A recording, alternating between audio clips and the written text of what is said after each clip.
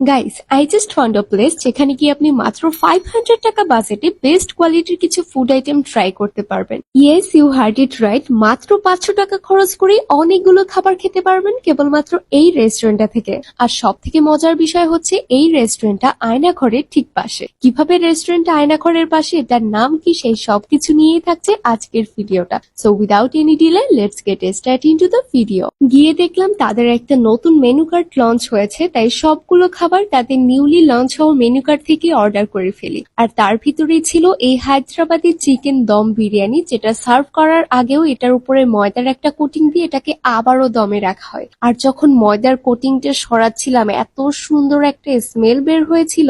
বিরিয়ানির ভিতরে অনেক পরিমাণে কাজু কিশমিশ দেয়া ছিল, যার জন্য খেতে অনেক মজা লাগছিল। আর এখানে যে পরিমাণে বিরিয়ানি সার্ভ করা হয় সেটা কিন্তু 2-3 জন মিলে ইজিলি শেয়ার করে খাওয়ার মতো। আর যারা বিরিয়ানি লাভার আছেন তারা এই বিরিয়ানিটা একবার হলেও মাস্ট ট্রাই করবেন। Then we tried this Thai thick soup, যেটার ভিতরে চিকেন, প্রন এন্ড মাশরুমে একদম ভরপুর ছিল। আর এটার থিকনেসটাও ছিল একদমই পারফেক্ট। এটার ভিতরে লেমন গ্রাস, লেবু পাতা দুইটাই ইউজ করা হয়েছে, যার জন্য খুব ভালো একটা স্মেল পাচ্ছিলাম। আর এই স্যুপটার ট্যাঙ্কিনেস, সুইটনেস সবকিছু একদম পারফেক্টলি ছিল, যার কারণে এটা আমার কাছে খেতে অনেক ভালো লেগেছে। এরপর নিয়েছিলাম ফিশ মশালা, যেটা অনেক বেশি ফ্লেভারফুল। আর এটা যে ফিশ সেটা বোঝার কিন্তু কোনো উপায়ই ছিল না, দেখে মনে হচ্ছিল এটা চিকেনের কোনো কারি।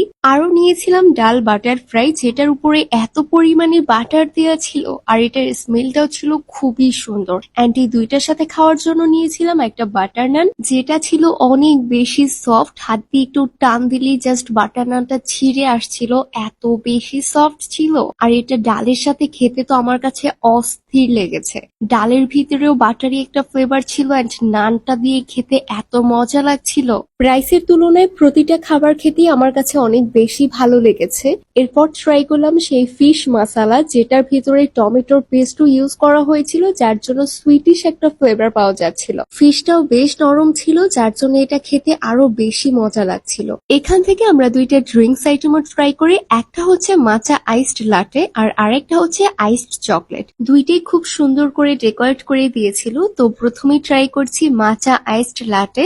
আপনাদের কার কাছে মাচার টেস্টটা কেমন লাগে সেটা কিন্তু অবশ্যই আমাকে কমেন্ট করে জানাবেন। এটা আমার কাছে খেতে বেশ ভালোই লেগেছে, একদম ঠান্ডা ঠান্ডা কুলকুলা একটা ব্যাপার ছিল, বেশ রিফ্রেশিং একটা ড্রিঙ্ক আইটেম। অ্যান্ড এটার টেস্টটাও আমার কাছে মোটামুটি ভালোই লাগে। এরপর ট্রাই করলাম আইসড চকলেট। এটা তো সবার পছন্দ হবে আই গেস, এটার মধ্যে চকলেট সিরাপও ইউজ করা হয়েছে। একদমই চকলেটি একটা ড্রিঙ্ক, আর এটার সুইটের ব্যালেন্সটাও ছিল একদমই পারফেক্ট। আমার কাছে মাচা লাটের থেকে আইসড চকলেটটা বেশি মজা লেগেছে। এই রেস্টুরেন্টের নাম হচ্ছে থিঙ্কিং কাপ, যেটার লোকেশন হচ্ছে মিরপুর 14, কচুক্ষেত ডিজিএফআই অফিসের ঠিক অপোজিটে। এর জন্যই বলেছিলাম রেস্টুরেন্টটা আয়নাঘরের ঠিক পাশে। এখানকার অ্যাম্বিয়েন্সও বেশ কোজি টাইপের, একদম সিমসাম একটা ডেকোরেশন রেস্টুরেন্টার। So that is it for today. আপনাদের কাছে রেস্টুরেন্টটা এন্ড এখানকার খাওয়া দাওয়া কেমন লাগলো সেটা কিন্তু অবশ্যই কমেন্ট করে জানাবেন। Also don't forget to follow my page for more such content.